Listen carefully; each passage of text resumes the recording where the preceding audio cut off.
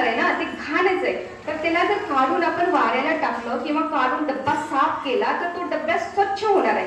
तसंही आपला हे डब्बा आहे आणि या डब्यामध्ये पित्त जर साठलं तर त्या पित्ताला तुम्हाला बाहेर काढायचं आहे. बाहेर काढण्यासाठी आयुर्वेदिक उपचार असतो आणि त्याच्यानंतर हा प्राणायाम असतो. आज आमच्याकडे ताई आहेत, आपले पद्मिनी ताई आहेत, आपले बेबी ताई आहेत. यांना माहिती आहे आपल्या बाराळी गावामध्ये योग भवन म्हणून आहे. अशा तुमच्यासारख्या सर्व महिला येऊन तिथे योग करतात. बऱ्याच जणांना बीपी होती, त्या गोळ्या सुटल्या, पित्त होतं, पित्त कमी झालं, मूळव्याध कमी झाला, अशी भयानक आजार, कॅन्सर सारखे सुद्धा आजार या प्राणायामाने कमी होतात. ताई पण आपल्याकडे, पाटील ताई पण आल्या होत्या. त्यांनी मी जे आता म्हणलं शुद्धिक्रिया, आपल्या पोटातली घाण बाहेर काढणे असं असतं. त्याच्यानंतर आपल्याला शुगर असेल तर एक मंडूकासन म्हणून असतं, असं हे पोटाला लावून पुढे वाकायचं असतं आणि हे असं प्राणायाम करायचं असतं. सोपं असतं. तुम्ही व्यायाम म्हणलं की म्हणता आम्ही व्यायाम कशाचा करायचा, आम्ही शेतात जातो, इकडं जातो. जे खाऊन मस्त घरामध्ये बसतात त्यांना सांगा, सावकाराच्या बायकांना सांगा. सरळ म्हणतात बायका, सावकाराचंच नाव घेतात. तर मी म्हणते तसं नाही, व्यायाम हा वेगळा भाग आहे आणि हा प्राणायाम वेगळा भाग आहे. प्राणायाम म्हणजे तुम्हाला पित्त झाले, पित्ताचा व्यायाम, शुगर आहे, शुगरचा व्यायाम, बीपी आहे, बीपीचा व्यायाम. बीपीचा व्यायाम कसा केला जातो, जे की उजवी नाकपुडी बंद करून डाव्या नाकाने श्वास घ्यायचा असतो, उजव्याने बंद करून डाव्याने घेऊन उजव्याने सोडायचा असतो. ह्याला अनुलोम विलोम प्राणायाम म्हणतात. जेणेकरून आपल्या नसनाड्या शुद्ध होतात आणि बीपी 100% कमी होते. बऱ्याच जणांची झालेली आहे. त्याच्यानंतर भस्त्रिका प्राणायाम असतो, कपालभाती प्राणायाम असतो. अशा प्रकारे युक्त आहार विहारस्य युक्त चेष्टस्य कर्मसु युक्त स्वप्नावा बोधसे योग भवती दुःख. तर आपल्याला आहार विहाराचंही लक्ष ठेवायचं आहे आणि असे प्राणायाम आहेत, हे प्राणायाम करायचं आहे. घरी ॲलोवेरा कोरफडीचं झाड असेल, कोरफडीचं झाड लावणे, त्याचं पिणे, जेणेकरून मूळव्याध बरा होतो तुमचा. त्याच्यानंतर गुळवेलची वेल आहे, झाडावर आजूबाजूला गेलेली असते, ती गुळवेलची वेल काढून घेणे, त्याचा रस काढून त्याचं पिणे, याच्याने वात पित्त कमी होतं. तुम्हाला सांधिवात असेल, सांधिवातीसाठी तिळाचं तेल घेणे, तिळाच्या तेलामध्ये लसूण असतील, मेथ्या असतील, ते टाकून उकळायचे आणि पूर्ण शरीराला मालिश करायचे, जेणेकरून आपला स्नायू बळकट बनतात आणि आपला वात कमी व्हायला मदत होते. तसंच पारिजातक आहे, शेवगा आहे, निर्गुंडी आहे. तुम्हाला निर्गुंडीची माहिती असेल. हे सगळं वनस्पती आणून तुम्हाला ते उकळून त्याचं तुम्हाला सेवन करायचंय. तर असा हा लाभ होतो. ह्याच्यात भरपूर व्यायाम आहेत, भरपूर प्राणायाम आहेत. आयुर्वेदाचा इतका भंडारा आहे की तुम्हाला मी आता एवढ्या छोट्याशा वेळेमध्ये उगाच थोडीशी परिचय मला ताईंनी संधी दिली म्हणून मी सांगते. तर तुम्ही स्त्रिया जर नारी शक्ती, आत्ताच ताईंनी म्हणले तुम्ही महान शक्ती आहात. दादाश्री सुद्धा तुमच्या महिला, आपल्या सर्व महिलांना खूप मोठी उपमा दिलेली आहे. पण आत्ताची नारी शक्ती काय होत आहे, चुकीच्या मार्गाने जाऊन रोगाने पीडित होत आहे. आणि दुसरा एक आजार म्हणजे मानसिक ट्रेस, सगळ्याला ताण तणाव जास्त झालाय. पहिलं काय होतं, पाणी शेणणे, घर सारवणे, शेतात काम करणे, तरी एवढा ताण नव्हता. आणि असं हे आता जे चालू आहे पाश्चात्य संस्कृती, तर ती पाश्चात्य संस्कृती सुद्धा आपली नवीन पिढी सुधारत आहे. तर आपल्याला निरोगी राहायचं असेल तर सकाळी ब्रह्ममुहूर्तावरती सगळ्या उठतच असतात तुम्ही महिला, उठायचंय, सकाळी तोंड धुवायचंय आणि बसून प्राणायाम आपलं. तुम्हाला जर बारावीला येणं होत असेल, तुम्ही 2 ते 3 दिवस या, शिकून घ्या, घरी नेमाने करा.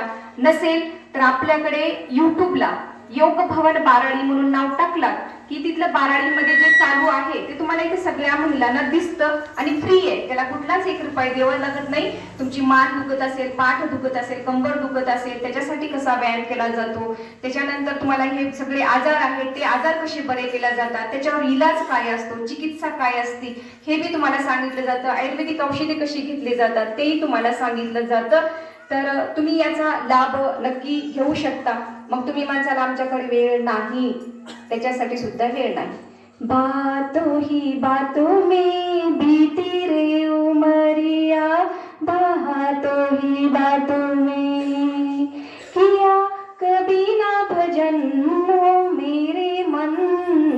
बातों ही म्हणजे मी काय म्हणते हे की आपण नुसतं बोलण्यात वेळ घालतो. कुणाचा जर फोन आला आपल्या लिकीचा, काय करते ग तुझी चिंटी, 2 जुट्टू घातली की 1 जुट्टू घातली, चड्डी घातली की फ्रॉक घातली, असं बोलता की नाही आपण स्त्रिया.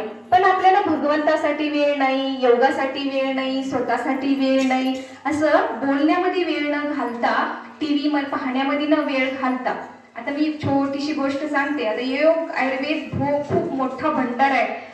आयुर्वेदाने योगाने तुमचा बीपी कमी होऊ शकतो, डायबिटीज बरं होतं, तुमचा पाईल्स बरं होतो, मायग्रेन बरा होतो, डोळ्याला चष्मा लागलेला असेल तो निघतो, तुमच्यामध्ये जेवढे काही आजार आहेत तो बरे होऊ शकतात. पद्मिनीताई आपल्याकडे उपस्थित आहेत, ते सुद्धा अनुभव सांगतील की त्यांना किती फरक पडलेला आहे. गुडघे दुखत असतील तर उलट चाला, उलट चाल, सरळ चालतो ना आपण, उलट चाललं की गुडघे दुखीला आराम मिळतो. गुडघ्यांचा व्यायाम असतो सूक्ष्म, तो करायचा आहे. त्याच्याने 100% सगळ्यांना लाभ झालेला आहे, तुम्हाला होतो. आणि या सगळ्यांचे आशीर्वाद जर तुमचं कमी झालं तर आपल्या स्वाध्यायाच्या सर्व ताईला असं आहे. तर अशा प्रकारे एक गोष्ट छोटीशी सांगते आणि मग आपण सांगूया की पाश्चात्य संस्कृती आपण असं का करतोय. एकदा काय असते, श्रीकृष्ण असतात, माहितीये तुम्हाला, श्रीकृष्ण सगळ्यांनाच माहिती आहे. आणि ते काय करत होते, दूध दही चोरून खाणे. संपवायचंय का लवकर? ठीक आहे, एवढे लास्ट गोष्ट सांगून समाप्ती करू. तर काय होते, दूध दही चोरत असतात, म्हणजे खात असतात, त्यांना माहिती आहे. मग हे कशासाठी बाबा, हे आपल्या सगळ्यांसाठी असं सांगायचं की बाबा दूध दही खाल्ल्याने आपली मुलं, आपल्या मुली धष्टपुष्ट असाव्या, याच्यासाठी ही आपल्यासाठी प्रेरणा आहे. कुपोषित आपले लेकरं असू नये. पण एक गवळण काय म्हणते आपल्यामध्ये, आपल्यासारखीच, की अरे श्रीकृष्ण माझ्या घरी बिलकुल चोरी करत नाही, माझ्यामध्ये कधीच दही आणि लोणी खात नाही, येत नाही. श्रीकृष्ण आणि त्यांच्यासोबत बाळ गोपाळ असतात, ते म्हणतात असं का, अरे ऐका, हे गवळण असं म्हणते, आपण उद्या यांच्या घरी जाणार. मग ते सगळेजण जातात, संध्याकाळी ठरवतात आणि तिथे जातात घरी. राधा काय, गवळण काय केलेली असते, झोपलेली असते आणि एका शिखावरती ते लोणी ठेवलेलं असतं. मग लोणी ठेवल्यानंतर सगळे बाळ गोपाळ खाली वागतात आणि त्याच्यावर श्रीकृष्ण थांबतात आणि मध्ये हात घालून लोणी काढणार.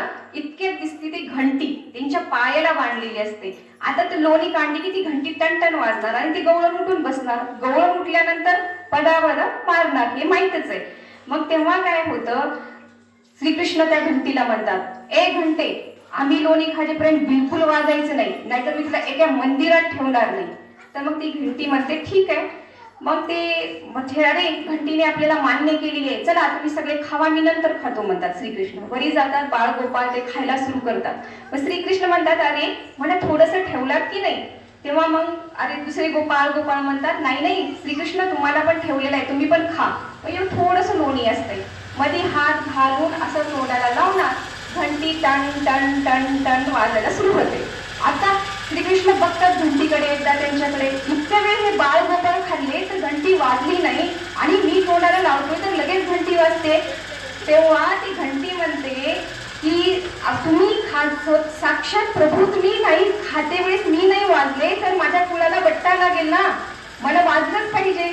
असं म्हणून ती घंटी वाजते आणि साक्षात देवाला प्रसाद नैवेद्य चढवल्यानंतर आमचं वाजणं हे आमची संस्कृती आहे, आमचा या कुळाला बट्टा नाही लागला पाहिजे, अशी ही संस्कृती आपली या निर्जीवन समजते. पण आजकाल आपण मनुष्य राहून आपल्याला लक्षात येत नाही की आपण कुठं जातोय, कुठं राहतोय, काय करतोय, कसं राहतोय, आपल्याला काहीच लक्षात येत नाही. तर असं न करता असा स्वाध्याय आहे, योग आहे, अध्यात्म आहे, आयुर्वेद आहे, याच्याशी जुडावं आणि तुम्ही शारीरिक, मानसिक, बौद्धिक विकास करावा आणि तुमचे आजार मिटवा.